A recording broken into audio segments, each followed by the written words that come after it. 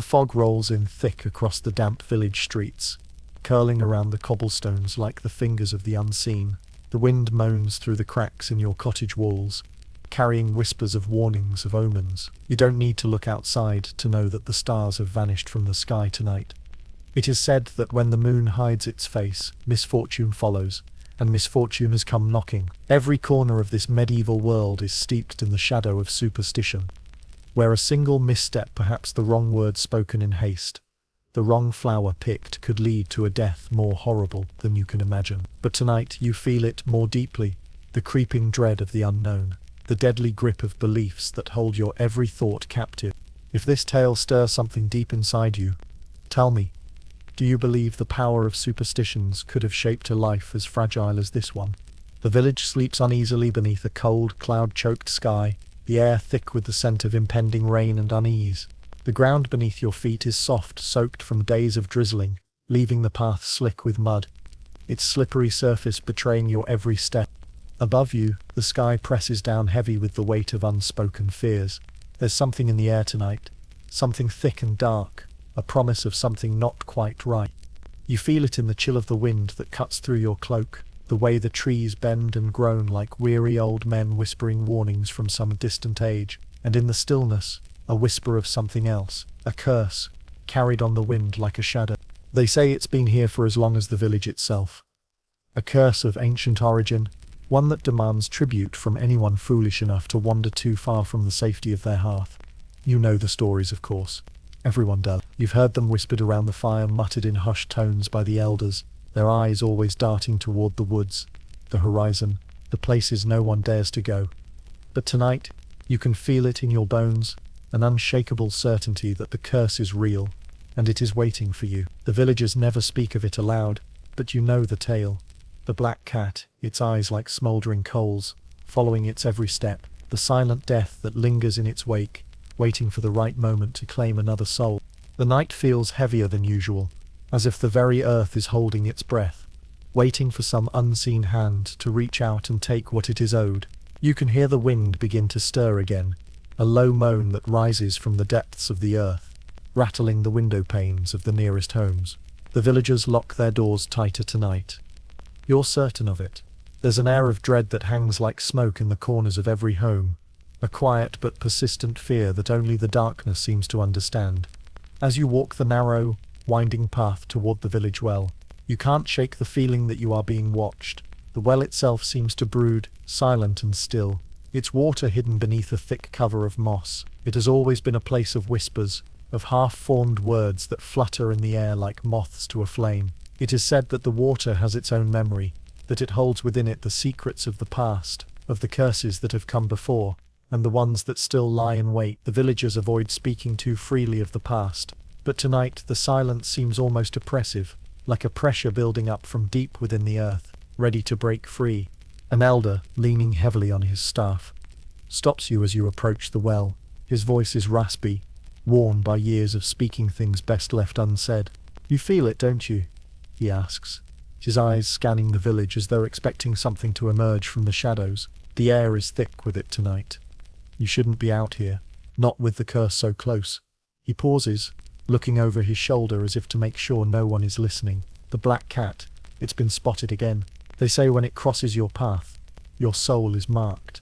No one dares follow it, you mustn't. The old man's words hang in the air between you, an invisible weight, heavy and foreboding. You glance toward the dark woods beyond the village, where the shadows seem to deepen, stretching long into the night. The cat, always the cat, its eyes burning bright against the darkness, a harbinger of doom that no one dares to follow. There is a silence that follows, the kind of silence that seems to swallow everything, leaving only the chill of the wind and the distant cry of a raven. You know that if you turn back now, the curse will remain just that, a story, a myth, an old woman's tale spun by the fire. But if you walk further into the night, into the deepening woods, you risk something more than just your life. You risk your very soul. Every step feels heavier now, the weight of the curse pressing down on you like the stones of the well that you have nearly reached. The world around you feels too alive, too full of secrets. The trees lean in, their branches scratching against each other like bones in the wind. The path, once familiar, now feels like a labyrinth, twisting and turning into the unknown. A sense of foreboding wraps around your chest, tight and cold, as if something unseen is watching your every movement, waiting for the moment to strike. A rustle behind you makes you freeze, heart pounding in your chest. But when you turn, there is nothing but the wind, the empty road, and the black night stretching endlessly ahead of you. The curse, it seems, has found its way into your very bones, and there is no escaping it now. The water of the well glistens under the faint light of the moon, its surface disturbed only by the ripples of the wind, or perhaps something more. Your breath catches in your throat, a tightness creeping in, and you wonder if the water can truly remember, if it can truly hold the weight of what is about to happen. You've come so far, yet you know the hardest part is still ahead. A chill settles like a heavy cloak over the village as you pass by the crumbling chapel, its weathered stones standing in silent testament to the passing of time. The wind moans through the broken windows, an eerie whistle that carries with it the scent of decay. It is here, among these ancient walls, that the legend of the witch began, though none dare speak her name openly. The villagers remember her, of course. They remember the woman who lived in the cottage by the woods, with her long twisted hair and eyes that seemed to see everything. Some say she spoke with the dead, others say she could summon storms with a whisper, but all agree on one thing. When she died, something dark took root in this place. The chapel, with its shattered stained glass, looks more like a graveyard than a house of prayer, its cold stones heavy with unspoken memories. You've heard the stories whispered in the corners of the village, stories of the witch's curse. They say that with her dying breath, she bound the land to her will, leaving behind a legacy of suffering and fear. Those who dared to speak her name would be marked by misfortune, her spirit forever haunting the village she had once cursed. On certain nights when the moon hangs low and full in the sky, it is said that the twisted form of the witch can be seen standing among the tombstones, her eyes glowing with a terrible light. You can't help but wonder if it is true. You've seen the moon tonight, the way it casts a pale, almost unnatural glow across the land, and a shiver runs down your spine. The stories of her twisted form, standing like a shadow in the distance, seem to have a life of their own tonight, as though the air itself holds its breath, waiting for her return. You look around, half expecting to see her, but the village is silent, its streets empty save for the wind that stirs the fallen leaves. There are no footsteps following you, no soft sounds of movement in the distance. Yet, the hairs on the back of your neck stand at attention, a sharp unease filling the air, as if something is watching you from the shadows. As you walk past the chapel, you catch a glimpse of something out of the corner of your eye, a flicker of movement just beyond the edge of your vision.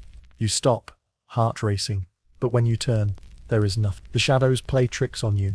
You tell yourself, nothing more than the shifting of the trees or the reflection of the moon. But the feeling of being watched doesn't leave. It lingers in the pit of your stomach, a cold weight that refuses to be shaken. The villagers speak of strange events surrounding the witch's death, unnatural births, sudden deaths, and whispers of things that crawl in the night. The air was thick with fear during her final days, and even now, when the moon is full, it feels as though the land is holding its breath, waiting for something that can't quite be named. You've heard the cries in the distance, but you've never dared follow them. They say it is the witch's spirit calling, a cry for vengeance, for those who have wronged her in life and death. You wonder, as the night deepens, if you are walking closer to the very heart of that curse. The sound of footsteps breaks your reverie, and you turn, startled, but find no one in sight. It is as though the village itself is holding its secrets close, its silence thickening with each passing moment. You walk faster, the cold pressing against your skin, but the road ahead seems endless, stretching out into the darkness like the edge of a dream. In the distance you can just make out the outline of the cottage where the witch once lived. Its roof is caved in now, the walls crumbling with age and neglect. But something about it feels wrong. The air around it feels colder, more oppressive, as though the very land recoils at the thought of her presence. You pause for a moment, just out of reach of the cottage's shadow, and look up at the full moon hanging high in the sky. Its light is sharp, cold, almost cruel. You wonder if the witch still watches from the shadows, her spirit forever bound to this place. They say she can be summoned on nights like this, when the moon is full and the wind carries her name. You wonder if it would be so simple to call her from the darkness. But then, a deeper fear settles in your chest. What if you don't just summon her? What if you summon something worse? The wind picks up again, rustling the trees, and you feel the unmistakable sensation of being watched. A cold gust brushes past your cheek, and for a moment you swear you can hear a voice, low, soft, almost a whisper, just beyond your hearing. Your heart skips a beat, and you turn quickly, expecting to see someone standing behind you, but there is nothing, only the wind, the trees, and the oppressive darkness that seems to close in around you. You take a slow, careful step forward, your breath shallow, and glance once more toward the cottage. It stands there, shrouded in shadows, its windows empty and dark, and yet there is something there, something in the air, that seems to pulse with a quiet power, as if the very land itself remembers the witch's curse. As you stand there, frozen by the weight of the unseen, you can't shake the feeling that you are not alone, that perhaps after all this time, she has returned to claim what was promised. It is early dawn when you notice the first sign, a blackbird perched on the weathered cross at the village's edge, its dark feathers blending with the pale sky. The bird watches you with an unsettling stillness, its eyes cold and unblinking. The villagers are already stirring, their movements sluggish, as though they too feel the weight of the air pressing in. But it is the blackbird sitting there that unsettles you most. They say the blackbird is a messenger, a harbinger of things unseen, a creature bound to the world of spirits. It is no mere animal. It carries with it the unseen forces that govern the lives of the villagers, their fates entwined with forces far older than their understanding. The morning mist clings to the ground like a blanket, wrapping the village in its cold embrace. You can feel the dampness creeping into your bones, a sharp reminder of how easily the earth can claim you, how quickly the world can slip from underfoot. The houses loom around you, their thick stone walls holding the stories of those who have lived and died within them. Their shutters are tightly closed, the windows darkened against the creeping light, as though the village is holding its breath, waiting for something it cannot name.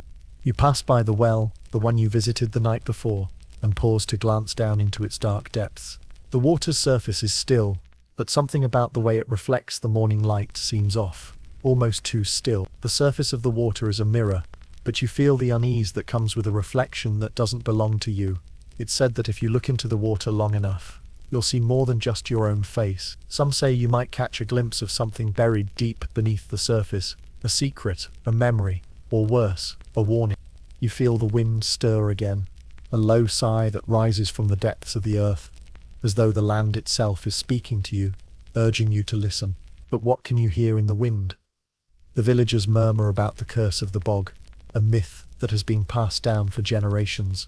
They say the curse is tied to the water, to the very reflection that appears when you gaze too long. If you see something in that reflection that shouldn't be there, if the water shows you a face that's not your own, it is not just a trick of the light, it is a death sentence, a warning from a world beyond the veil, a place where the living and the dead are forever intertwined. As the days pass, the village grows more and more silent. The rumors grow louder, thicker in the air, until you can almost taste them on your tongue. The curse, they say, lies in the water's reflection, and no one who has looked too long into its depths has ever been the same. The village, they say, is built on cursed land, a place where the boundaries between the living and the dead are thin, and that thin line is enough to drag even the bravest soul into the darkness. The blackbird is still there, perched on the cross, watching with its cold, knowing eye. Its presence is a constant reminder that something unseen has already begun to stir beneath the surface. You try to ignore it at first, telling yourself that it is nothing more than the idle superstitions of the village. But deep down, you can feel the truth settling into your bones like a shadow. There is something in the water, something that is not meant to be seen, not meant to be understood. The villagers speak of it in hushed tones, as though to say its name aloud would give it power. But power, you realize, is not something that can be controlled by words. It is something older, older than any of them, older than any of you. As the days slip by, the unease settles deeper into your chest. The blackbird is always there, watching, waiting. The villagers continue with their daily routines, but their eyes are wary, always darting to the edges of the woods, to the horizon where the land begins to fall away into shadow. The curse is never far from their minds, and yet no one dares speak of it. Instead, they carry on as though nothing is wrong, as though the village is not slowly suffocating under the weight of an ancient fear. You can't help but feel as though you are standing on the edge of something much larger than you can comprehend. The village, The curse, the blackbird, everything feels tied together, a web of unseen forces that you cannot escape. No matter how hard you try, there is a stillness in the air, a quiet that presses in on your chest. And for the first time you understand why the villagers are so afraid. It's not the curse itself they fear, but what it represents, the power of the unseen, the knowledge that the land beneath their feet is not as safe as they would like to believe. It is a constant reminder that the world is not always as it seems, that the forces that govern life and death are often beyond mortal understanding. You look back toward the well, your eyes drawn once more to the dark reflection within. For a moment you wonder what would happen if you looked into it, if you let your gaze linger long enough to see what lies beneath the surface. But a part of you, the part that still believes in the power of the unknown, tells you that it is best not to know. Some things, after all, are better left unseen. The wind carries more than just cold. It carries the breath of fear from one village to the next. You can feel it in the very air you breathe, an electric choking heaviness that wraps itself around your lungs, making each inhale feel like a struggle. The village has fallen silent in the face of something far darker than any superstition, a sickness that spreads through the streets like wildfire, swift and merciless. No one dares speak its name aloud, but you can see it in their eyes, the fear, the unease, the weight of something terrible already creeping through the cracks of the village's fragile walls. The first victim was a boy, no older than 7, whose body was found stiff and cold, his face twisted in a grimace of terror.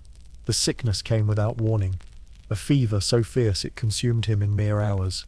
Then came the others, an old woman who could not stop coughing, a farmer who staggered through the fields, drenched in sweat and shaking uncontrollably. By the time the village realized what was happening, it was already too late to stop it. The sickness spreads faster than they can count, and soon it has taken root in every corner of the village, gnawing at the flesh and spirit of those unlucky enough to succumb to it. As you walk through the village, the air feels thicker, denser, and the smell of decay seems to follow you, lingering at the edges of your consciousness. The village is no longer the place you knew. It has become a shadow of itself, hollowed out by the weight of fear. The streets, once bustling with life, are now eerily quiet. The only sound, the occasional creak of a door, or the flutter of a shutter caught by the wind. People speak in hushed tones, their voices trembling, and the empty windows of their homes reflect nothing but the stillness of the land beyond. There is a heaviness to the silence, a sense that something more is at work here than mere disease. The villagers have begun to turn on one another. Desperate eyes dart from face to face, and accusations flow as freely as the fevered sweat from those stricken with the illness. Whispers spread through the streets, carrying the same dark story, a story of an invisible spirit sent by the gods, a punishment for sins too dark to name. They say the curse has returned, that the witch's dying breath summoned something darker than death itself, a presence that now stalks the village unseen and merciless. No one knows who is to blame, but some begin to point fingers, accusing one another of witchcraft. The air thickens with suspicion, and no one is safe from the weight of accusation. You find yourself at the edge of the village, watching as a group of villagers gathers in the square. Their faces are gaunt, their eyes hollow with fear, as they stand around a makeshift pyre, the flames flickering in the growing dusk. You can hear their murmurs, low and urgent, as they prepare for something, a ritual perhaps to rid the village of the sickness that has already claimed so many lives. But as the fire burns brighter, you notice the faces of the accused, their eyes wide with terror as they stand bound to the stake. They are the innocent ones, dragged into this madness because of fear, because the villagers no longer know where to turn. Their cries rise into the night, but they are swallowed by the flames, and soon they are lost to the darkness. The village has become a place of shadows, a place where fear runs deeper than the river that flows through the valley. The plague is no longer a sickness of the body, it is a sickness of the soul, a disease that consumes not just the flesh, but the very heart of the community. Each person you pass has a look in their eyes, a fear of the unknown that binds them to the sickness in ways they cannot understand. They speak of death as though it is already at their door, and in a way it is. You cannot escape the feeling that the plague is something more than just a disease. It feels as though the land itself has turned against the villagers, that it has been tainted by the curse that lingers, just out of reach, in the shadows. You wonder, as you walk through the village, if anyone will survive this, if anyone will remain when the last ember of the fire has burned out, when the last breath has been taken, and the plague has passed. The sun sets in the distance, casting long shadows across the empty streets. The light is dimming, but the air remains thick, heavy with the weight of the curse. In the distance you hear the distant cries of the sick, their voices rising in agony. A chilling reminder that the sickness is not yet over, and in the stillness, as the world around you seems to hold its breath, you can't help but wonder, what is true cost of fear? What happens when a village is consumed by the darkness it cannot see? When the plague of fear takes hold of everything it touches? Fear settles like an iron weight over the village, its grip tightening with each passing day. It's not just the sickness anymore, not the invisible force creeping through the bodies of the villagers. No, something darker has taken hold, something far older than the disease itself. You can feel it in the air, this growing sense of desperation, of people grasping for anything that might offer them relief. And so, as the sickness spreads, they turn to the only thing they know, the only thing that has always been there when the world felt beyond their control. The old rituals, the binding rites that have been passed down through generations. There is talk of a ritual at the edge of the woods, a place where the trees grow tall and ancient, their roots twisting deep into the earth, tangled and knotted with forgotten magic. It is said that in the depths of the forest, there is a circle of stones, marked by runes that no one dares to explain. The villagers whisper of the rites performed here long ago, in times when the plague had once swept through the village, leaving the people desperate enough to call upon powers they barely understood. They say the ritual binds the curse, holds it at bay, and gives the village a fighting chance, no matter the cost. The fire burns hot tonight, its flames licking the air with a fevered hunger. As you stand with the other villagers gathered in a circle, their faces drawn with fear and anticipation, the old priest leads the ceremony, his voice low and steady as he murmurs incantations in a language that seems older than time itself. The wind picks up, whispering through the trees like the voices of the lost, but no one dares speak above the priest's voice, for fear of breaking the fragile thread of magic that holds the ritual together. There is something about the air tonight, something heavy, like a storm waiting to break. The flames cast long shadows against the trunks of the trees, and for a moment the world feels suspended, as though time itself has slowed down to watch what is about to unfold. The scent of burning herbs and incense fills your nostrils, sharp and earthy, mixing with the cold night air. You watch as the villagers around you sway gently, their eyes fixed on the fire, their hands clasped in silent prayer. The priest's voice grows louder now, and as he raises his hands to the heavens, the flames flare high, crackling and popping in a fury of light. The earth beneath your feet seems to tremble, as though it too is answering the call. There is a heaviness in the air, a palpable tension, as the priest's chants grow more frantic, more desperate. He steps forward into the firelight, his face a mask of fear, his voice ringing out in the night. And then, a silence falls over the group, sudden and complete. The flames die down, leaving only the embers to glow faintly in the cool night. You feel the shift in the air, the strange sensation that something has changed, that the very land itself is holding its breath. The villagers stand frozen, eyes wide, as if they are waiting for some sign, some confirmation that the ritual has worked, that the curse has been bound and the plague will cease.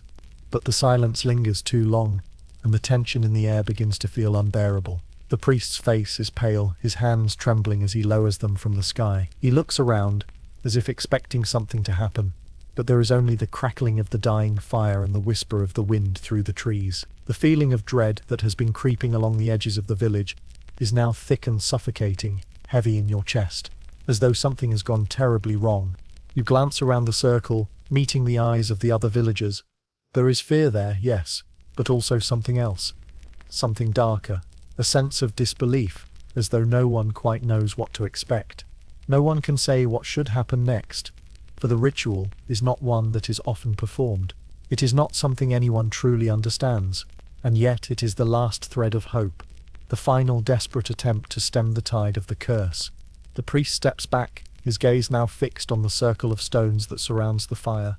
He mutters something under his breath, as though the words are not his own. You watch, your heart pounding in your chest, as he kneels by the stones, running his fingers over the ancient runes, tracing their shapes as though searching for something. The wind stirs again, a harsh gust that sends the last of the flames scattering, leaving only the embers and the soft glow of the moon. The ritual is over, but still, nothing has changed. The silence stretches on, longer than you ever thought possible, until it is more than silence. It is a void, an empty space that you cannot fill, no matter how hard you try. The villagers begin to disperse, their faces marked with the same confusion, the same despair that has settled over the village. They no longer speak of the curse in hushed tones, but instead whisper of something worse, of a force they cannot control, a magic too old to understand. The fear that grips them now is deeper, more ancient than the plague itself, for they know that the curse cannot be bound so easily, that the magic they have invoked may have opened a door they can never close. As you turn to leave, your eyes are drawn once more to the stones, to the runes etched deep into the earth. There is something unsettling in their shape, something that does not sit right with the rest of the world. You wonder, as you step away from the circle, if the curse has truly been bound or if it is simply waiting for the right moment to return, stronger than ever, to claim what it is owed. The moon grows full, a silver orb casting a cold, almost unnatural light over the village. The night is thick with expectation, as though the very earth is holding its breath. It is said that when the moon is full, the dead return to walk the earth, their spirits restless, searching for what they cannot find. You feel it tonight, the weight of something unseen, something ancient, hovering just beyond the edge of your vision, like a shadow stretching long across the land. The villagers avoid speaking of it, but you know what they believe, the superstition that the moon's light can summon the dead, that it has the power to pull the souls of the lost back into the world of the living. Tonight the moon is high in the sky, casting its cold, pale light over the village, and the air seems to hum with the quiet, eerie whispers of the past. The wind stirs softly through the trees, carrying with it the scent of earth and decay, and for a moment you cannot tell if the chill running down your spine is from the night air or from the weight of something much darker. You stand at the edge of the village, looking out across the fields that stretch into the horizon. The darkness is thick here, but the moonlight bleeds through the trees, casting long shadows across the ground. The village behind you feels small, trapped in the grip of the night, and you wonder, not for the first time, if you have wandered too far into the world of the unknown. The air is thick with an unspoken tension, and you feel it in every step you take, in the way the ground seems to shift beneath your feet. A rustling in the underbrush snaps you from your thoughts, and you freeze, your heart leaping in your chest. For a moment you think you see something moving in the darkness, something pale and fleeting, but when you blink, it's gone. The silence that follows is absolute, broken only by the soft rustling of leaves in the wind. You tell yourself it's just the night, just the shadows playing tricks on your mind, but deep down, you know better. There is something out here in the dark, something ancient, something that should not be. You turn back toward the village, but the path seems longer now, as though the distance between you and the place you once called home has stretched beyond what is humanly possible.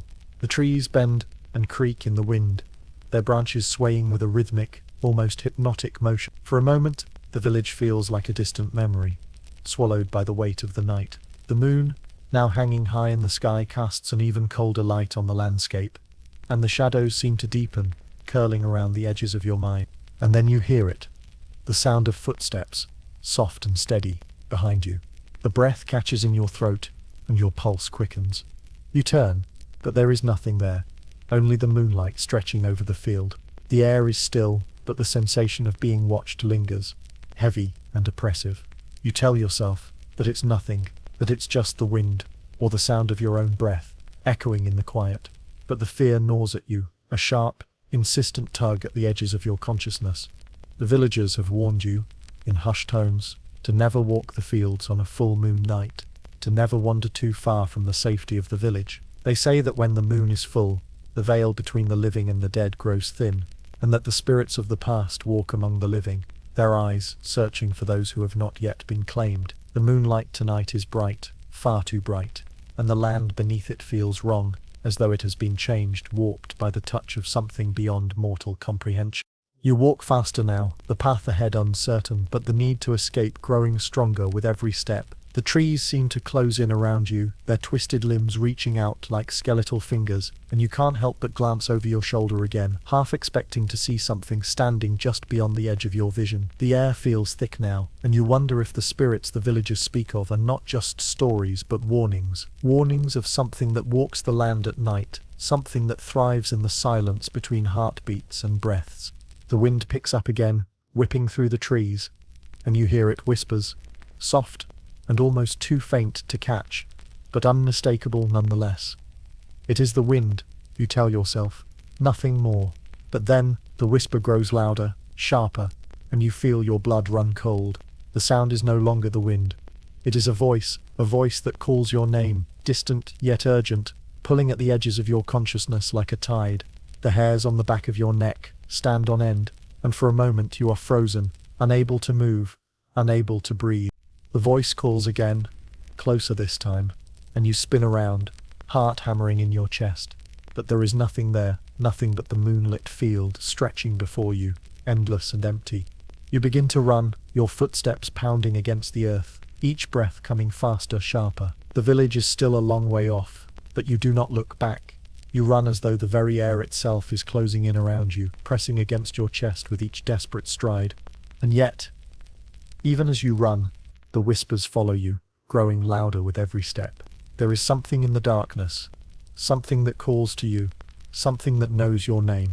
The night feels alive with it now. The wind carrying the faintest echoes of voices, long lost to time. The village, with its safety and its walls, feels far away, like a dream fading with the dawn. But the moon hangs high above you, its cold light unrelenting, casting the land in a pallor that makes it feel as though the world itself has died. And what remains is only the shadow of what once was. There are whispers in the village, whispers that slip through the cracks in the walls and curl like smoke into the quiet corners of every home. Whispers of a man who comes in the dead of night, a figure cloaked in shadow, whose eyes gleam with a dark promise. They call him the devil, though none can say with certainty what he is. Some say he is a wanderer, a stranger who appears without warning, offering deals too good to resist, bargains too tempting to refuse. Others say he is more than that, an embodiment of the very darkness that has gripped the land, a force that feeds on desperation and fear. You hear the stories from the villagers, their voices trembling as they recount their encounters with this mysterious figure. They say he can grant power, wealth, anything that the heart desires, but always at a price too high for any mortal to bear. Those who have made deals with him are said to wear strange symbols on their skin, marks that burn like fire and cannot be erased. The village whispers of the curse of the black cat, of the witch's spirit, but these are only shadows compared to the true fear that the devil evokes. To make a deal with him is to enter into a darkness from which there is no return. One night the whispers lead you to a clearing in the woods, a place where the trees bend in unnatural ways, their twisted branches reaching for the stars. It is here, in this forgotten corner of the world, that the devil is said to appear. You can feel the tension in the air, thick and oppressive, as though the earth itself is holding its breath. The moon is hidden behind thick clouds, and the wind carries with it a chill that settles deep into your bones. The silence around you is absolute, broken only by the distant rustle of leaves and the occasional snap of a twig. And then, you hear it. A soft, almost imperceptible sound, like footsteps approaching through the underbrush. You hold your breath, every nerve in your body on edge. As the figure steps into the clearing, the man is tall, cloaked in darkness, his face hidden beneath the hood of his cloak. His eyes, when they meet yours, burn with an unnatural intensity, a cold fire that seems to pierce straight through to your soul. There is no warmth in his gaze, only the promise of something far more dangerous. The world around you seems to fade away, leaving only the two of you standing in the moonless night. Do you know what you seek? The devil's voice is low, smooth like velvet, but with an edge that makes the hairs on the back of your neck stand up. You walk the path of desperation, drawn to me as a moth is drawn to the flame. You seek something, power, perhaps, or salvation. But be warned, I can give you what you desire, but everything comes at a price. You can feel the weight of his words pressing down on you, suffocating, as though the very air has thickened around you. Your heart races, and you find yourself questioning why you came here, why you were drawn to this place, to this man who offers promises laced with poison. The forest around you seems to close in, and the darkness feels alive, watching, waiting. I can give you the strength to survive this cursed land. The devil continues, his voice like a whisper in the wind. I can make the plague go away, bind the spirits that haunt your people, grant you the power to rule this village. All you need to do is take my hand, accept the gift I offer, and your fears will melt away like the morning fog. The offer hangs in the air between you, A tempting promise, too good to resist. You can feel the weight of the decision pressing down on your chest. To accept would mean power, security, freedom from the curse that has gripped the village for so long. But at what cost? What will you have to give in return? The devil's smile widens, though his face remains obscured in shadow. You can choose, he says, his voice growing softer, more insistent. You can refuse me, walk away, live in fear, in the shadow of your curse. Or you can take what I offer. The choice is yours. But remember, the cost is never what you expect. A cold gust of wind stirs the trees, and the air feels heavier, thicker, as though the very earth is waiting for you to make a decision. You stand there, frozen, caught between the promise of power and the dread of the unknown. The devil watches you, his eyes burning with that same unholy light, his hand extended toward you like a blackened branch. You know that to accept would be to bind yourself to something far darker than you could ever imagine, but to refuse would mean living in fear, never knowing when the curse will strike next, always wondering if the village will ever be free. The silence stretches on, and you feel your heart pounding in your chest, the weight of the choice too much to bear. The devil does not rush you. He simply stands there, waiting, his hand outstretched, his smile knowing and patient, as though he has all the time in the world. And then, with a start, you take a step back, heart racing, and you turn away from him. The devil's smile fades, and for a moment, the air seems to crackle with the energy of something unseen, something ancient and powerful. But you do not look back. You do not reach for his hand. You know the price would be too high, and something inside you tells you that no bargain with such a creature could ever be worth the cost. The silence returns, but it is different now, thicker, more suffocating, as though the very forest is holding its breath, waiting for your next move. The devil is gone, vanished into the night, like a shadow, but the weight of his presence lingers in the air, a reminder that some bargains are too dangerous to make, even when the world is on the brink of collapse. A young woman stands at the center of the village, her hands bound by thick ropes, the weight of her guilt pressing down upon her like the very stones beneath her feet. The villagers gather in a tight circle around her, their faces etched with fear and accusation, their eyes filled with a mix of sorrow and judgment. She stands tall, though her face is pale and her lips tremble slightly, betraying the fear that courses through her veins.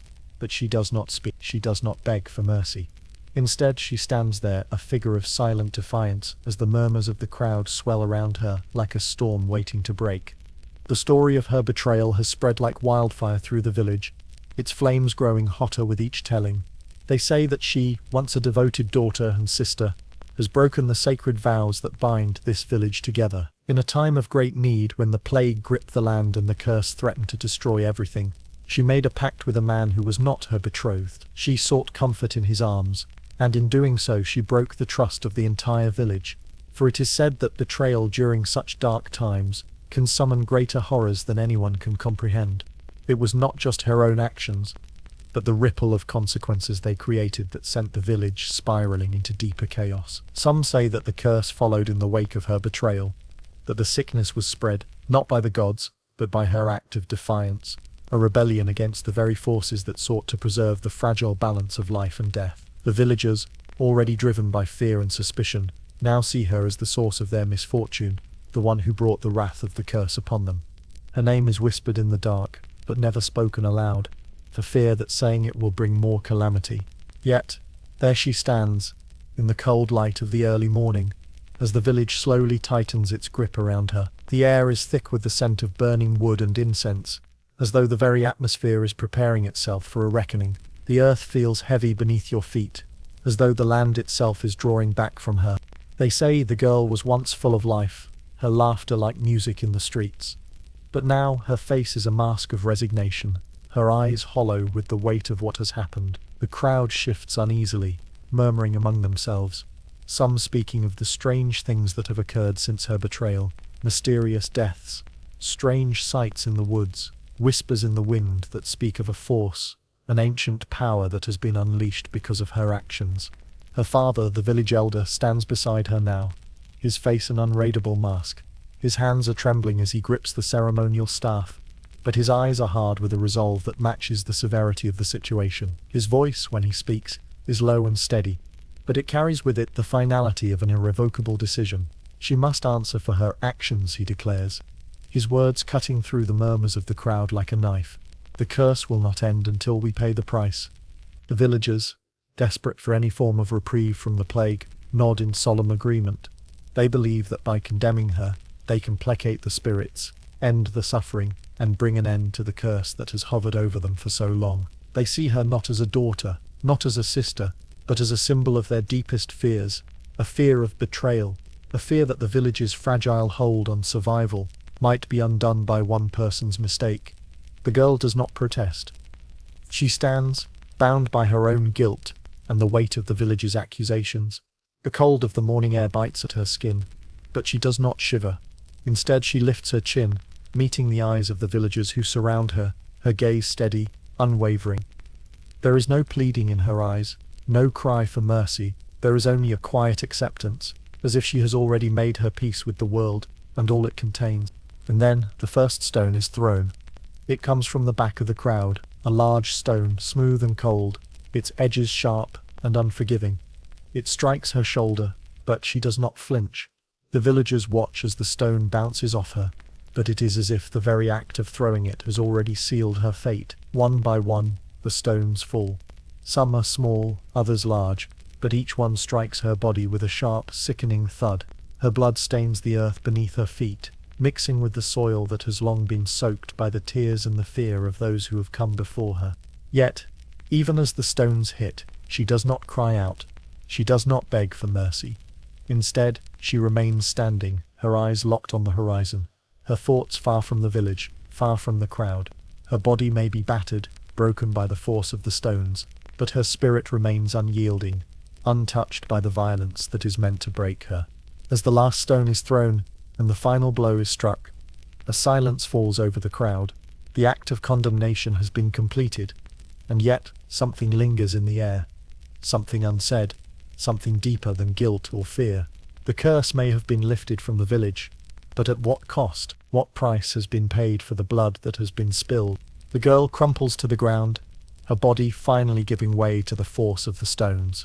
The crowd slowly begins to disperse, each villager lost in their own thoughts, their own guilt, as if they too have become part of the curse. The silence that follows is deafening, and in it you cannot help but wonder, was the girl truly to blame for the plague? Or was she merely the scapegoat for something much older, much darker, that has been waiting to be unleashed?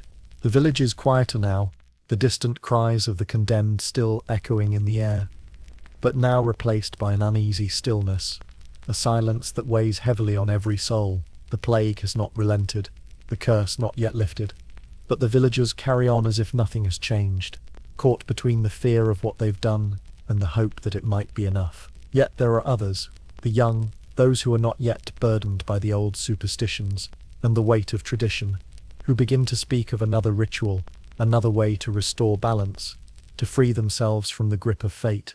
It is the night of the rite of passage, and the air hangs heavy with anticipation, thick with the scent of burning herbs and the sounds of chanting from within the sacred circle. The young men and women of the village gather around the fire, their faces illuminated by the flickering flames, their eyes wide with fear and excitement. They have come to take their first steps into adulthood, to prove their strength, to show that they can survive the trials of the cursed land that surrounds them. The ceremony is ancient, older than the village itself, passed down through generations, though few still know its true meaning. Some say it is a test of character, a trial to see if one is worthy of the land's blessings. Others whisper that it is a bargain, an offering made to the spirits in exchange for protection and prosperity. But tonight, the stakes are higher than ever, for the curse is still alive, lingering in the shadows, and the villagers fear that only through the rite of passage will they be able to seal their fate once and for all. The fire crackles in front of you, its heat searing your skin. As the eldest of the village steps forward, the high priest who has conducted the rites for as long as anyone can remember. His voice is deep and steady as he calls the names of those who will participate, each one stepping forward with a mixture of trepidation and pride, each one ready to face the unknown. You are among them, one of the youngest, though you have already learned that fear is not easily overcome in this place.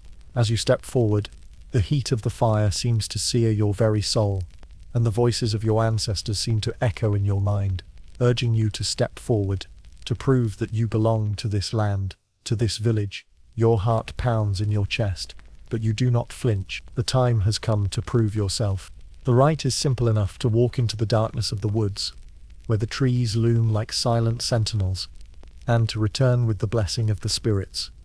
The journey will be fraught with dangers both seen and unseen, and it is said that those who are not strong enough will never return. But you are not afraid, at least, not in the way the others are. There is a certain calm that settles over you as you step into the shadowed forest, the weight of the world lifting from your shoulders for the first time in what feels like forever. The forest is silent, the only sound the soft crunch of leaves beneath your feet, the faint rustle of branches swaying in the wind. The path before you is obscured by thick undergrowth, the moonlight filtering through the trees in narrow beams, illuminating the way. But the deeper you go, the more you feel the weight of the darkness pressing in, the way the air grows thick, heavy with something ancient and unsettling. You are not alone here, not by any stretch of the imagination. The forest is full of eyes, of unseen watchers, who have been here longer than the village itself, and who know the land's deepest secrets. As you move deeper, the air grows colder, and you can see your breath forming in front of you, visible in the moonlight. The trees are taller here, their trunks thick and gnarled, twisted by time and forces beyond your understanding. The silence is oppressive, broken only by the occasional snap of a twig underfoot, or the rustle of an unseen creature moving through the underbrush. You reach a clearing, the ground soft beneath your feet, and as you pause to catch your breath, a strange sensation washes over you. The earth seems to hum with an ancient energy, a presence that vibrates beneath your skin. You are not sure what to do next. The ritual demands that you prove your strength, your worth. But what is strength in a place where the earth itself seems alive, aware of your every movement? In the center of the clearing lies a stone, smooth and cold, its surface etched with symbols that seem to shift and change when you glance at them. The runes are familiar, but their meaning escapes you as if they belong to a time long forgotten. You hesitate, unsure of what this stone represents, unsure if you should touch it, if you should acknowledge it as part of the ritual. But something draws you closer, an unspoken pull, and before you realize it, your hand is reaching for the stone, your fingers brushing against its cold surface. As you touch the stone, a rush of images floods your mind. Visions of the past, of the village in times long gone, of the ancestors who walked this land before you. You see their struggles, their triumphs, their fears, and the weight of their decisions, the choices they made that shaped the very land beneath your feet. And then suddenly the vision shifts, and you see something else, something darker, something that lurks just beneath the surface of this world, a shadow, moving in the corners of your vision, watching, waiting for the right moment to strike. The vision fades as quickly as it appeared, leaving you standing alone in the clearing, your heart pounding, the weight of the ritual heavy in your chest. You realize now that the rite of passage is not just about strength, but about understanding, about knowing that the land you walk upon is not a simple thing, that it is full of memories of life and death, and something far more ancient. You have passed the test, but what price have you paid for the knowledge that has been given to you? You turn to leave the clearing, the weight of the stone's touch lingering in your mind. The path back is just as dark, just as silent. But now, there is no fear in your heart. You have seen what lies beneath the surface, and you know that the village's fate is sealed. Whether they acknowledge it or not, the ritual is over, but the journey has only just begun. The wind never stops in this village. It howls through the trees, through the creaking doors, and whispers in the shadows of every home. It carries with it the voices of the past, the voices of those long gone, and it speaks of things that the villagers would rather forget. The wind has a language of its own, a language that no one truly understands but everyone feels in their bones. It tells stories in a way that words never could, wrapping itself around your heart, and tugging at the edges of your soul, carrying the weight of every secret the village has ever buried. Tonight, the wind is particularly restless. It rattles the shutters of the houses, pushing through the cracks in the walls, stirring the air within your own home. You sit by the fire, your mind racing with the memories of the ritual, the vision of the stone and the darkness that lingers just beyond the veil. The village feels different now, as though the very land beneath your feet is shifting, moving in ways that you can't quite comprehend. The wind has a new urgency to it, as if it knows something you don't, as if it is trying to warn you. You stand and walk to the window, pulling back the heavy curtain, your eyes searching the darkness outside. The wind is sharp tonight, carrying with it the scent of rain and something else, something earthy, as though the land itself is stirring. The trees outside sway violently in the wind, their branches twisting and creaking like old bones. There is no sign of life in the village beyond, no lights in the windows, no movement in the streets, but still, you feel it, the presence of something unseen, something that watches you from the shadows. It is said that the wind carries the voices of the dead, that it is the breath of the ancestors, reaching out to the living, whispering warnings in the night. You've heard the stories, of course, how the wind carries the souls of those who have passed, guiding them through the dark places of the world. The villagers have long believed that the wind speaks in the night, that it can carry messages from the spirits if you listen closely enough. But tonight, the wind is not carrying messages of the dead. No, tonight, it speaks something else. You can hear it now, the faint whispers in the air, the soft rustling of words that seem just beyond your reach. They are not the voices of the dead, but something darker, something more primal. The air around you crackles with a strange energy, as though the wind itself is alive, aware of your presence, aware of the fear that grips your heart. You close your eyes, letting the wind wash over you, listening for the voices that it carries. The whispers are faint at first, almost like a memory you can't quite grasp, a fleeting thought that slips through your fingers. But then they grow clearer, louder, and you hear them, the words rising and falling like the rhythm of a heartbeat. It is coming, the wind seems to say. The darkness is near, you cannot escape. Your heart skips a beat, the words striking deep into your chest like a dagger. The darkness, the curse, the plague, the spirits, has always been close, just out of reach, but now, it feels as if something is drawing nearer, something that cannot be ignored. You open your eyes and glance around the room, as though expecting to see something, to feel the weight of whatever has been summoned by the wind's whispers. The wind howls again, louder now, and the voices grow more insistent, as though they are trying to make themselves heard above the storm. The cost must be paid, they whisper. The blood is owed. You shiver, a chill running down your spine, and you step away from the window, your breath quickening. You can feel the weight of the words pressing down on you, the knowledge that something is wrong, that the curse is not over, that the ritual was not enough. The wind is not just a messenger, it is a harbinger, a sign that the forces that govern this village are shifting, changing, becoming something darker. The fire crackles in the hearth, its warm glow a sharp contrast to the cold, biting wind that howls outside. You sit back down, your hands trembling as you pull your cloak tighter around your shoulders. The wind still whispers, still carries its warnings, but there is nothing more you can do, nothing more you can say. The village has already sealed its fate, and the wind, it seems, has already spoken the truth that no one dares to acknowledge. The darkness is coming, and there is no escaping it. In the depths of the village, away from the bustling homes and the narrow streets where the villagers pass, with their heads low, there is a small, humble cottage.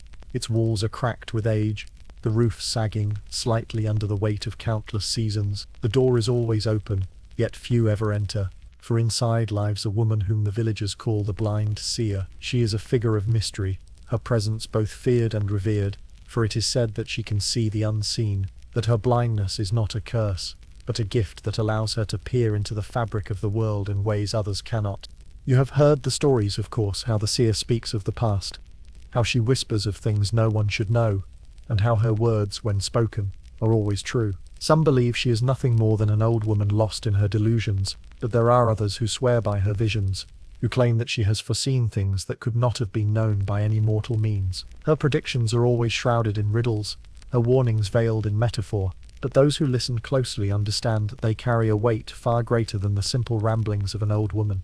Tonight, as the wind howls and the village sleeps in uneasy silence, you find yourself at her door, drawn by something you cannot explain.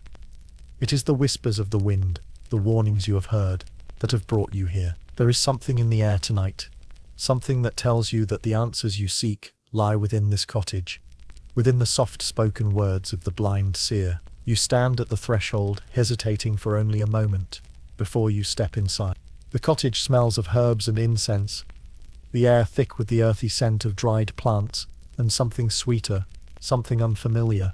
In the dim light of the flickering candle, you see her sitting in the far corner, a figure draped in tattered robes, her head bowed. She does not move, but you know she is aware of your presence. Her ears, though deaf to the world of sight, are attuned to the smallest of sounds, the tiniest of shifts in the air. You step forward, and her voice greets you before your foot touches the floor. "You have come for answers," she says, her voice rough, like stones scraping against one another, but with an undeniable calmness. "The winds have spoken to you, just as they spoke to me. The time of reckoning is upon us, and you seek the truth of what lies ahead." Her words send a chill through you, and you feel your breath catch in your throat. She has not seen you, yet she knows you, knows why you've come. There is no hiding from her, no escaping the truths she holds.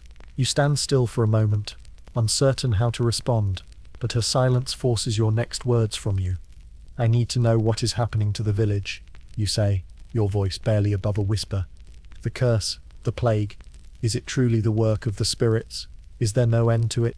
The blind seer shifts, her hands folding in her lap, as though the weight of your question has settled deep into her bones.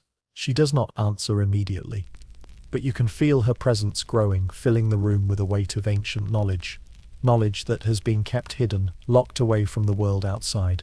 "The curse is not the work of spirits," she finally says, her voice slow and deliberate, "but the work of time itself. Time, which bends and shifts, pulling at the threads of fate, entangling the lives of those who live too close to the earth's secrets. What you call a curse is the price of something older, something buried deep beneath the village. It is not the spirits who haunt you, but the earth itself, the land that remembers." Her words are like a cold wind, sweeping through your mind and leaving a trail of unease in their wake. You feel a knot tighten in your chest, the realization dawning that the village has been blind to its true affliction. It is not just the sickness that plagues them, but something deeper, something rooted in the very soil they walk upon. The village, it seems, is built on something far darker than they could ever have imagined. "You must listen to the wind," the seer continues, her voice growing softer, more urgent. "The land will never forgive what was done to it. The curse will not be lifted by rituals or bargains. It will only be lifted when the land is given what it is owed, when the price is paid in full, and the time is near." You feel the weight of her words pressing down on you, the sense of inevitability that clings to them. The village is trapped, caught in a cycle it cannot escape, bound to a fate it cannot avoid. The curse will not lift because it is not a curse at all. It is a reckoning, a balancing of debts long unpaid. "The land remembers," the seer repeats, her voice now a whisper, as though the weight of her words is too great to speak any louder, "and it will claim what is due." The room grows colder as the weight of her prediction settles over you. The air thick with the suffocating presence of something ancient, something that has been waiting for this moment. The wind howls outside, its voice rising in a final warning, but you know there is no escaping what is to come. You leave the cottage with the echoes of the seer's words following you into the night, the chill of her prophecy sinking deep into your bones. The village, it seems, is doomed to repeat its past, and you are caught in the middle, a pawn in a game that has been played long before your time. Strange things happen when the serpent is seen in the village. It is a sign, a symbol of the end of days, and those who see it are said to suffer the consequences. The serpent, black and sleek, with eyes that burn like molten fire, slithers through the underbrush, leaving behind a trail of whispers and fear. It has not been seen in years, not since the last time the curse tightened its grip on the land, but tonight it is said to have returned. The air is thick with anticipation as you walk through the village, your senses heightened by the weight of the stories swirling around you. The villagers speak in hushed tones, their faces drawn tight with dread, and as you pass by, they glance over their shoulders, as though expecting the serpent to be lurking in the shadows just behind them. It is not the first time the village has been haunted by omens, but this one feels different. This one feels like the tipping point, the moment when everything will come to a head. You walk toward the edge of the woods, the path familiar but now laden with a sense of unease.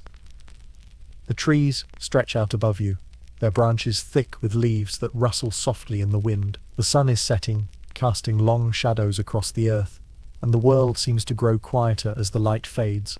The air is still, and for a moment, you think you can hear something moving in the underbrush, just beyond your reach. A flicker of movement catches your eye, and your heart races as the image of the serpent flashes in your mind. But when you look, There is nothing. Only the thick, oppressive silence of the woods. The village is still, but there is something in the air, something heavy and foreboding, that makes every step you take feel like a challenge. The curse that has gripped this place for so long, the whispers of the past, the weight of the land's history, it all hangs in the air like a dark cloud that will not dissipate. The serpent, it seems, is not merely a creature but a force, a symbol of the reckoning that has come for the village. And as you walk deeper into the woods you can feel it, the sensation of being watched, of something unseen, moving just out of sight, waiting for the right moment to strike. The serpent has always been a harbinger of doom, a creature that represents betrayal and destruction. It is said that those who see it are cursed, marked by fate, and that nothing good can come of the encounter. The village has always feared the serpent, for it is a reminder of the darkness that lies beneath the surface, of the forces that govern this land and the secrets that are buried within it. And now, it has returned, its presence a dark shadow that looms over everything. You pause in the clearing, your eyes scanning the shadows for any sign of movement. The trees are still, the air thick with an almost palpable tension. The serpent has been seen again, and yet, it is not here. It has not revealed itself to you, not yet. You wonder if it is simply the fear that has made you so jumpy, or if the serpent is truly out there waiting to strike. But there is no sound, no sign of life, only the silence of the woods stretching out before you.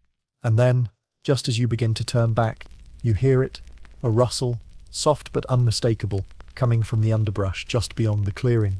You freeze, your heart pounding in your chest, as the sound grows louder, close. The air around you grows colder, and the whispers that have been swirling in the village return, louder now, as though they are calling to you, urging you to stay. The serpent is close, so close that you can feel its presence, its eyes on you, though you cannot see it.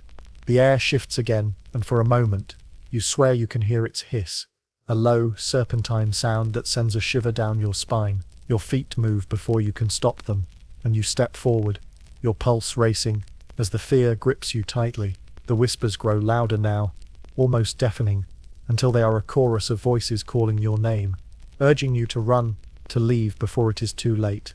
But something in you, the same part that led you to the woods in the first place, refuses to obey.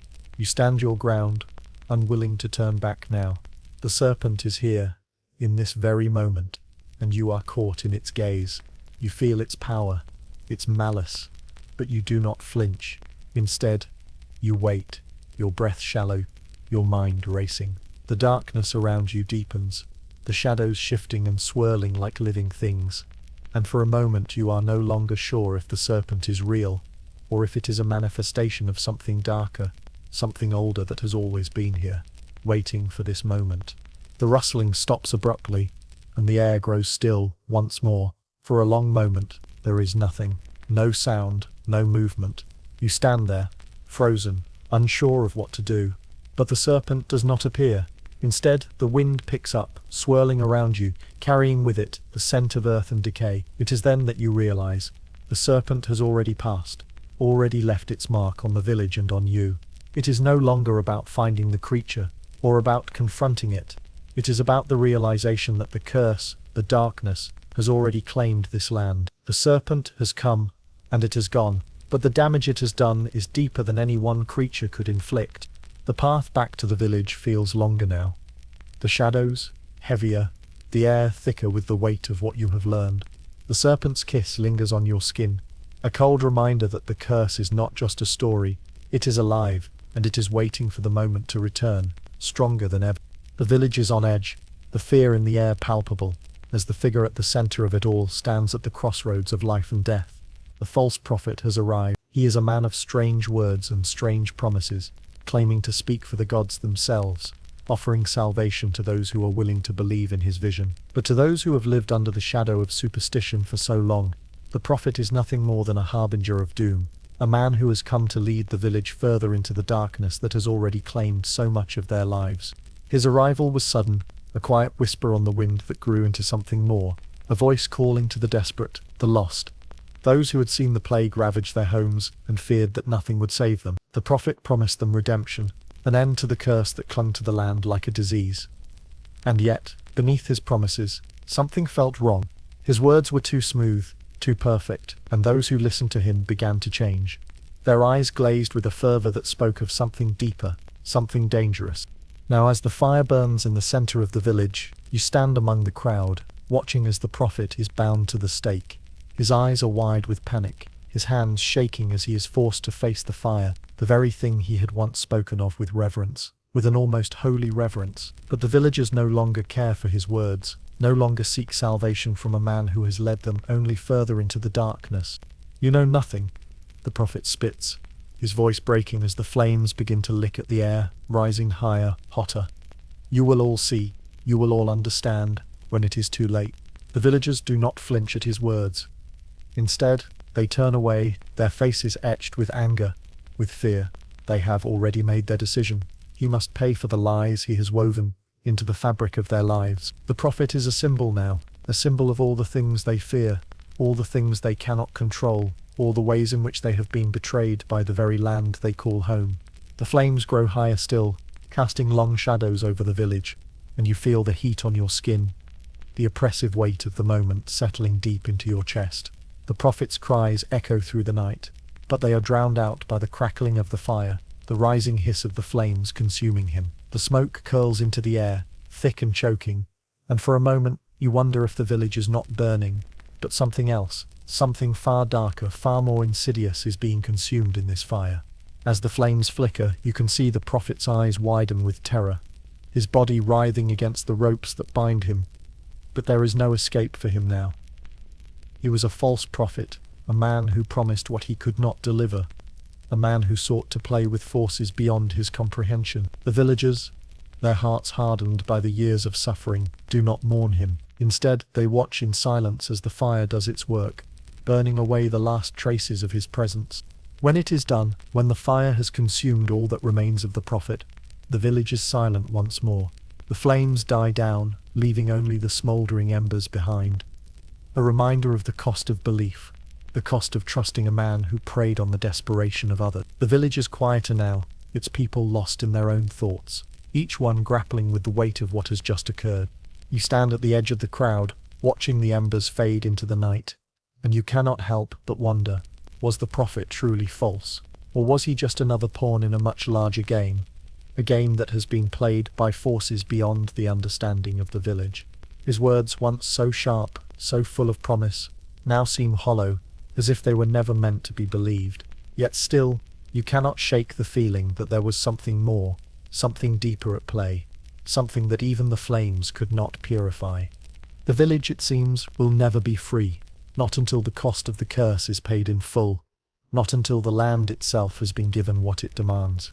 And as you turn to leave, the weight of the prophet's death hangs heavy in the air, like a shadow that refuses to fade. After the storm passes, the village is left in an eerie silence. The wind, which had carried with it the weight of the prophet's death, and the collective fear of the villagers, has stilled. The night is thick with stillness, as though the world itself is holding its breath. The fire has burned itself out, leaving only the smouldering remains of the stake, now cold and dark against the backdrop of a sky that has once again become heavy with clouds. The air smells faintly of smoke, and the village feels somehow smaller, as if the flames had scorched not just the land but the very spirit of the place itself. The villagers move like shadows through the streets, their faces drawn, their eyes hollow with exhaustion. There is no rejoicing, no sense of relief.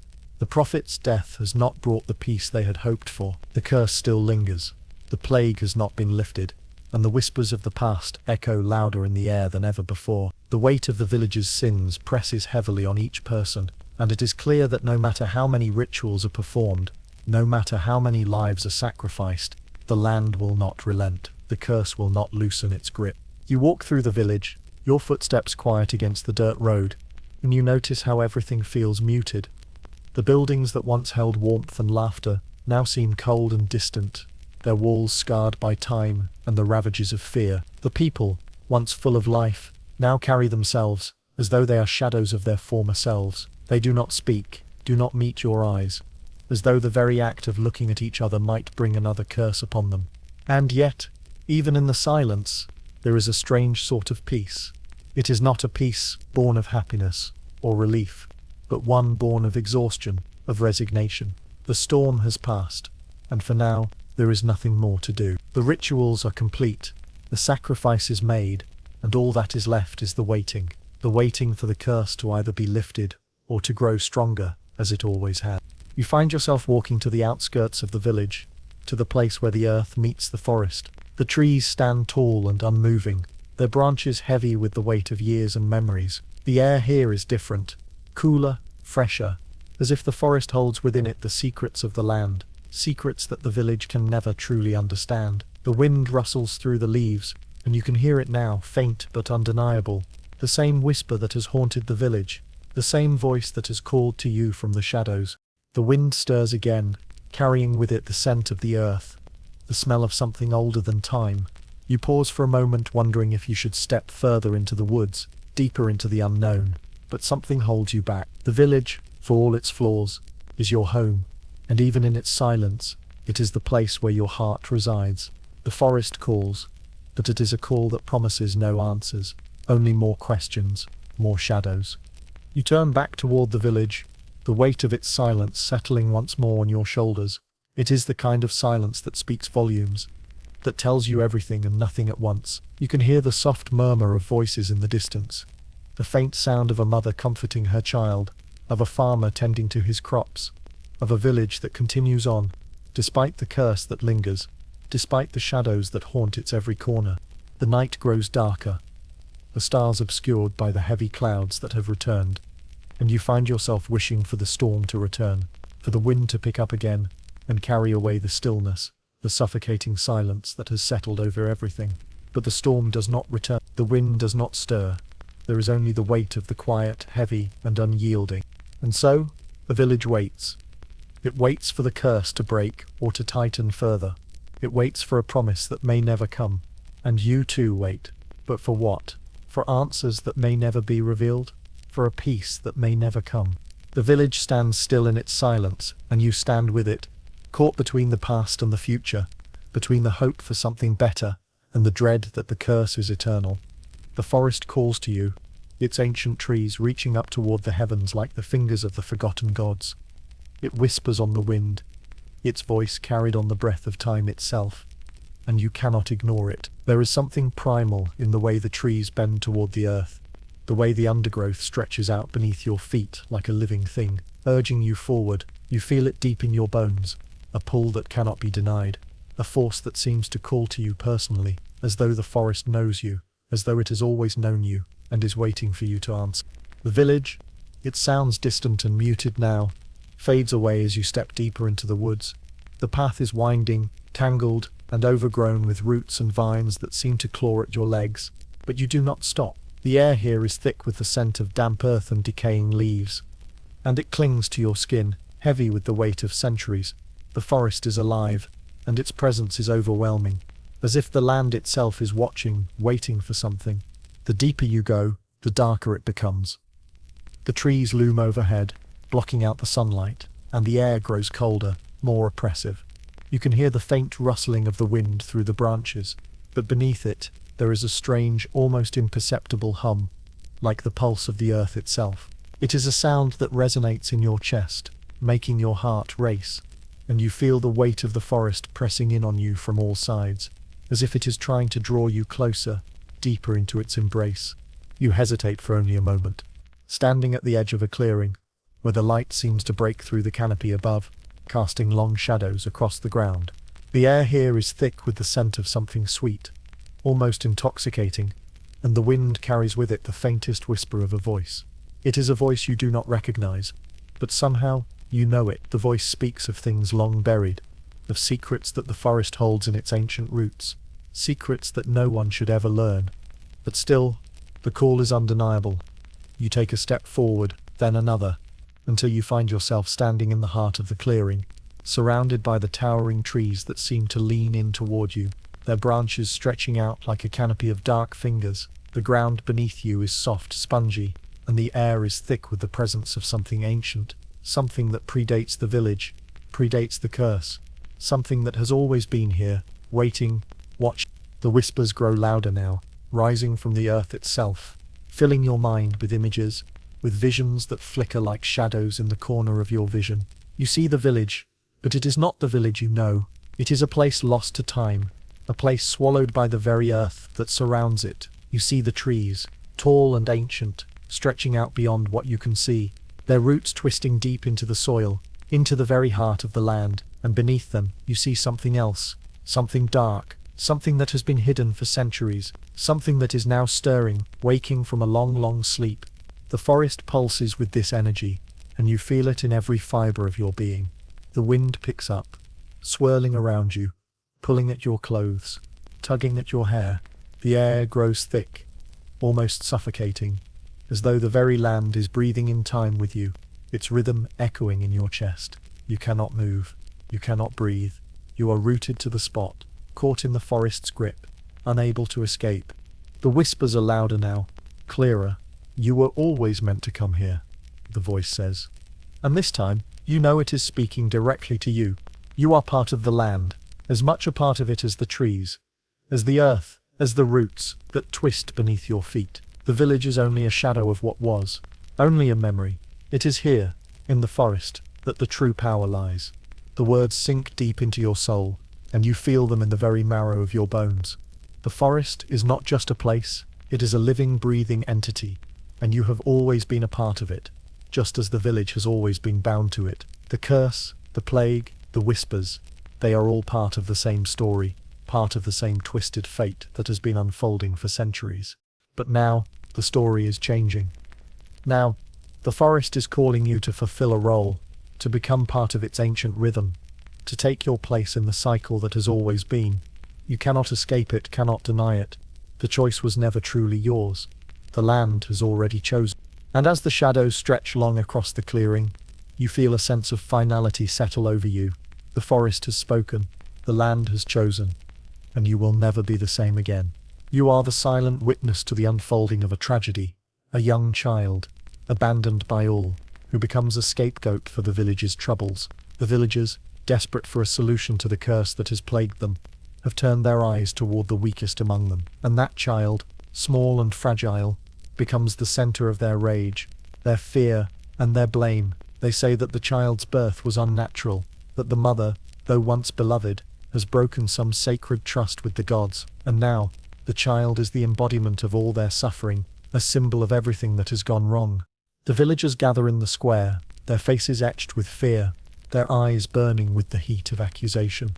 They speak of the child in whispers, afraid that saying its name aloud will somehow summon even more misfortune. It is not just the plague they fear, but the lingering presence of something darker, a curse that follows them, that is tied to the very soil beneath their feet, a curse that will never loosen its grip. The child, barely more than an infant, is brought to the center of the square, its cries echoing in the air, a sound so raw and full of innocence that it should move even the hardest of hearts. But there is no sympathy here, no room for compassion. The villagers, their hearts hardened by years of fear and suffering, have already decided the child must be cast out, for they believe that only in its sacrifice can the curse be lifted, can the plague be brought to an end. They believe that the land demands blood, and the child is the price they must pay. You stand on the outskirts of the crowd, watching in silence as the events unfold. You cannot move, you cannot speak. The weight of the situation settles heavily on your shoulders, a burden you cannot bear, and yet you cannot look away. The child's face is pale, its small body trembling with the cold, its eyes wide with confusion, unable to comprehend the fate that awaits it. The mother, standing at the edge of the crowd, is silent too. Her face is hidden beneath a veil of sorrow, her hands shaking as she grips the fabric of her gown. She too has become a part of this tragedy, caught in the web of superstition and fear, unable to protect the life she has brought into the world.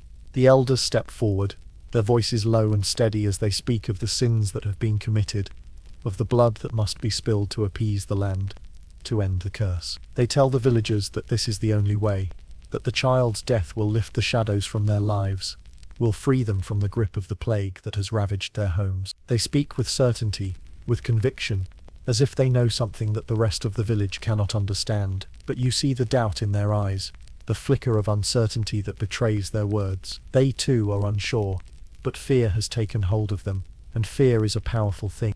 As the ritual begins, the villagers fall silent, their eyes fixed on the child who is now laid before the altar. The cold stone slabs glinting in the pale light of the setting sun. The air is thick with tension, and the wind seems to hold its breath, waiting for something to break. The elders raise their hands, chanting words you cannot understand, words that seem to reverberate through the very ground beneath you. The child's cries are growing weaker now, and you can see the light of life begin to fade from its eyes, as though it understands the inevitable, as though it has already accepted its fate. The mother stands at the edge of the crowd, her hands raised in a silent prayer, her face pale and tear-streaked. She cannot save her child. She cannot protect the one thing she loves most in this world. And you wonder, as you watch her, what she must be feeling. Is it guilt that consumes her, or is it love, that silent, aching love that knows no bounds, no reason, no hope? You can feel the weight of her sorrow pressing down on the air, and you wish, for a fleeting moment, that you could do something, anything, to stop this madness. But it is too late.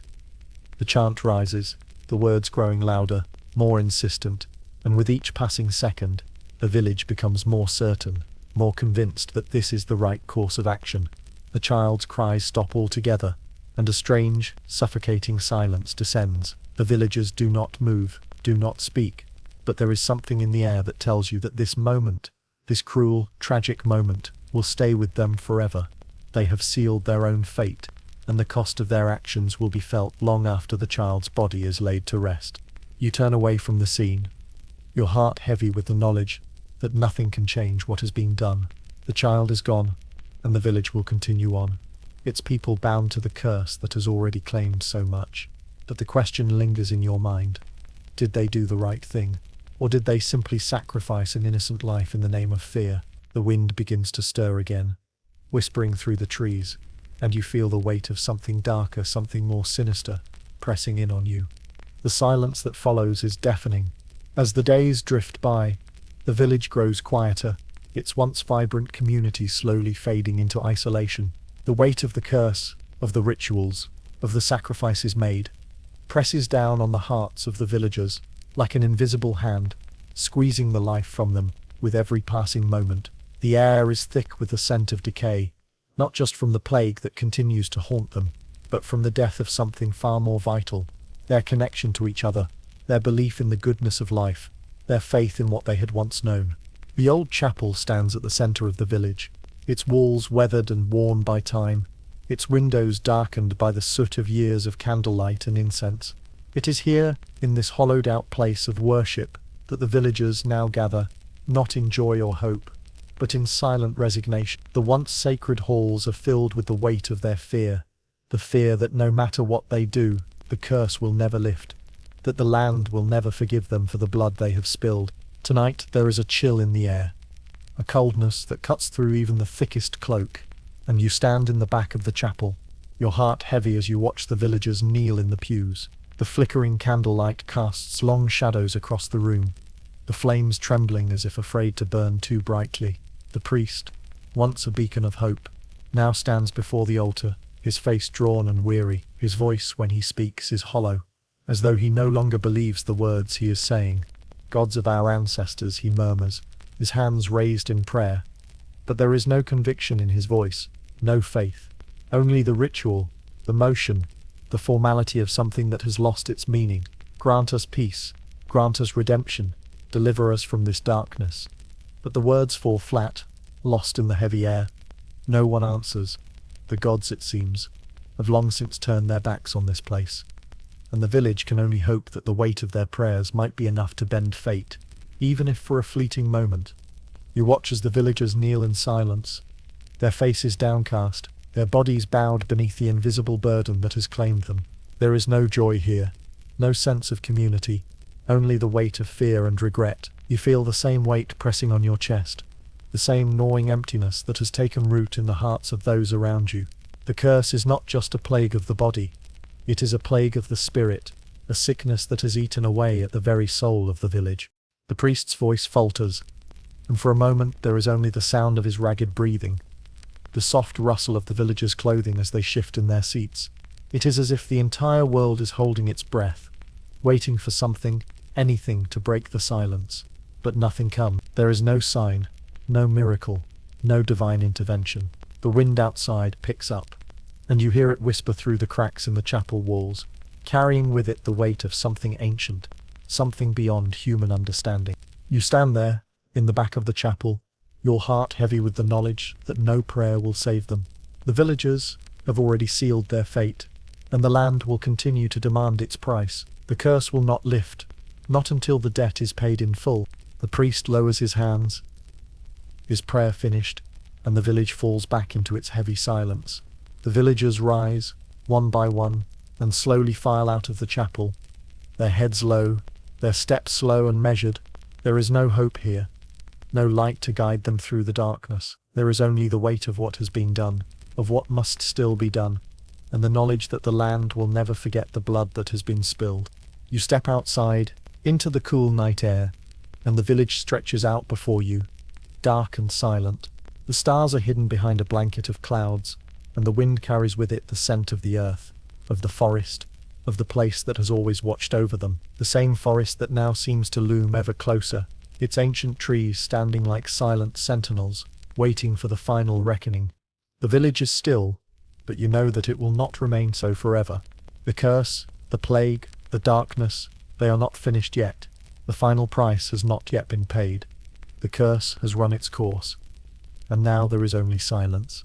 The village, once full of life, has become a shadow of what it once was. The plague has taken its toll, the villagers broken by the weight of their suffering and their choice. The air is still, the once oppressive wind, now merely a whisper against the trees, as if the earth itself has finally grown tired of the cries that have echoed through the land for so long. The land is not kind. It never has been, and it never will be. But there is a certain peace that has settled over the village. A cold peace that comes with the understanding that the curse has not been lifted, but simply run its course. The sacrifices have been made, the rituals performed, and now the village is left to face the consequences of its actions. The price has been paid, but it has not brought salvation. It has brought only the quiet, the emptiness that fills the spaces where hope once lived. You walk through the village, your footsteps quiet against the earth, the dust of the land clinging to your boots. The streets are empty, the houses dark, their windows sealed against the cold. The market square, once a place of laughter and trade, is now barren, its stalls abandoned, its cobblestones cracked and weathered by years of neglect. There are no children running in the streets, no voices rising in song. There is only the stillness, the silence that echoes in every corner of the village, as if the land itself is waiting for something, waiting for a sign that it is finally free.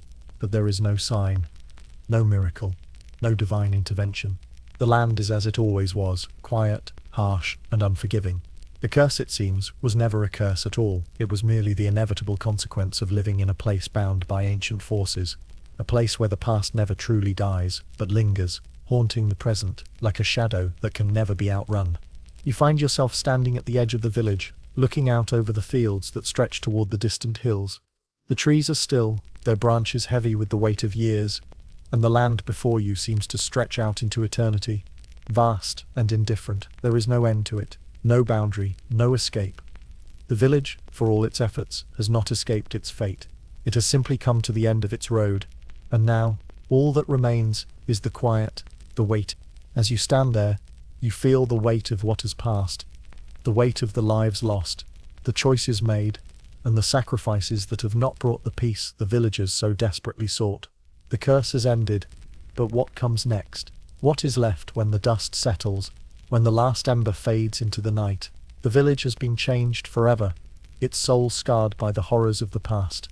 But is there hope for the future, or is it simply a matter of time before the cycle repeats itself, before the land demands its price once more? You take a deep breath, the cool air filling your lungs, and for a moment you wonder if the land will ever be at peace, if the curse will ever truly end. But then you realize that perhaps it doesn't matter. Perhaps the village, the curse, the past, it is all part of something much larger, something beyond understanding. The land remembers, and in its own way, it will always take what it is owed. And so, the silence remains, thick and heavy, as the village, and the land that has claimed it, waits for whatever comes next. The village is behind you now, its secrets left in the past, its shadows growing smaller with each step you take. You walk along the winding path, the familiar dirt road, stretching ahead like a thread leading you into the unknown. The air is cooler now, the day fading into a quiet evening, and you cannot help but glance back one last time. The village, once so full of life, is now nothing more than a distant memory, a place where time seems to have stopped, where the echoes of the past still linger in the wind. As you leave, the weight of everything you've seen, everything you've experienced, presses on your chest. The village, its people, the curse, it is all behind you, but it is never truly gone. The memories are sharp, jagged things, buried deep in your mind, like fragments of broken glass. The child's cries, the sound of the flames licking the air, the cold silence that followed, they will stay with you, no matter how far you go. The road may carry you away from the village, but it cannot carry you away from what you've learned, from the weight of the choices that were made. The land around you is vast, stretching out in every direction, an endless expanse of rolling hills and dense forests. The wind carries with it the scent of pine and earth, of rain that has not yet fallen. The path beneath your feet is uneven, but it leads you forward, one step at a time. The village is fading from view, its outlines blurring into the landscape, but something in your chest tells you that you will never truly leave it behind. The road away is long, but it is not a journey that can be outrun. There are no footsteps behind you, no voices calling your name. The silence is thick, pressing in on you from all sides, and for the first time you realize how alone you truly are. The village, with all its fears and its bloodshed, its rituals and its ghosts, is nothing more than a shadow now, and yet it follows you like the scent of smoke that clings to your clothes, like the weight of the choices that were made long before you ever walked its streets. You walk, your pace slow, your mind heavy, as the sun dips lower, casting long shadows across the path. The road ahead is uncertain, a twisting, turning way into the unknown. The village is behind you, but the world ahead is just as dark, just as full of questions and mysteries. The curse may have ended, but what is left in its wake? What happens after the storm has passed, after the sacrifices have been made, and the blood has been spilled? The land is quiet now, but you know that silence is often the most dangerous thing of all. The curse may have run its course, but the land, the earth itself, remembers, and you wonder, as you walk away, if the road ahead will ever be free of the weight of the past. Will the village ever be at peace, or has it merely shifted, moved on to another chapter in the story of this land's long, bloody history? As the last rays of sunlight slip beneath the horizon, you realize that the road ahead will be long, and that the village you've left behind is not the end of your journey. The land is vast, and it holds within it the secrets of 1,000 stories, each one darker than the last. And as you continue to walk, you know that there is no escaping the past, no running from the things that have shaped you, the things that have shaped this place. You take another step, and another, as the road stretches endlessly before you, carrying you farther from the village, and yet, somehow, always closer to the heart of the mystery. The first light of dawn spills over the horizon, soft and pale, casting a muted glow over the road you have walked for so long. The night, with all its fears and shadows, is slowly being pushed back, fading into the memories of things that can never be undone. The land before you is quiet, a stillness that has settled into the earth itself, as though the world is taking a moment to breathe after the storm has passed. The village, now far behind you, seems almost like a dream, a fading image, its reality slipping away with each step you take away from it. As you stand at the edge of the road, looking back over the land, you realize that this journey, though it has taken you far, is not the end. There is no true ending, no place where the past can be fully left behind. The village, its curse, its sacrifices, they are etched into the land, woven into its very soil, and you carry them with you, whether you wish to or not.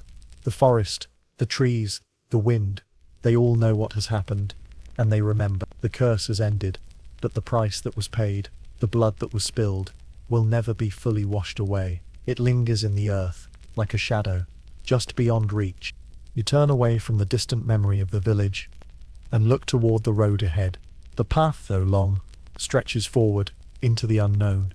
The road before you is open, but it is not a path of certainty. It is a road of questions, of choices that will need to be made, choices that will shape the rest of your journey. There is no clear direction, No signpost that will tell you where to go. The land before you is vast, stretching out into the horizon, and you are but one small part of it. The wind begins to stir once more.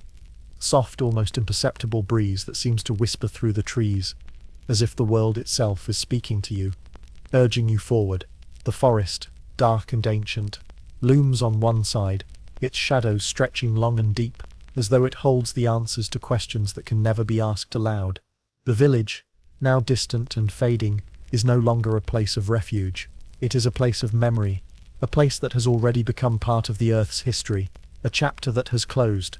As the sun climbs higher, the warmth of its light touches your face, and for the first time in what feels like ages, you breathe deeply, the air fresh and full of possibility. The road before you may be uncertain, but it is a road that leads to the future, to the next chapter, to whatever lies beyond the horizon. The land is vast, and its mysteries are countless, but the weight of the past, the shadow of the curse, is not something you can outrun. It is something that will always be with you, lurking in the corners of your mind, a reminder of what has come before.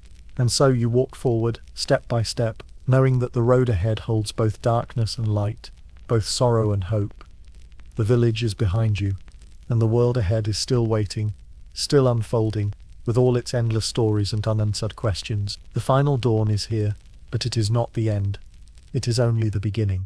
The road stretches out before you, and as you take your first step into the unknown, you realize that the journey is never truly over. It is only just beginning. Thank you for walking with me through this tale. If it stirred something in your soul, feel free to share your thoughts or to follow along with more stories to come. The past may be behind us, but the future always awaits. As the last embers fade from this forgotten story, I hope it leaves a glow in your own heart. Subscribe if you wish to walk again through the silent pages of history. What part of this story stayed with you the most? Could you have lived in a world where superstitions held such power over life and death?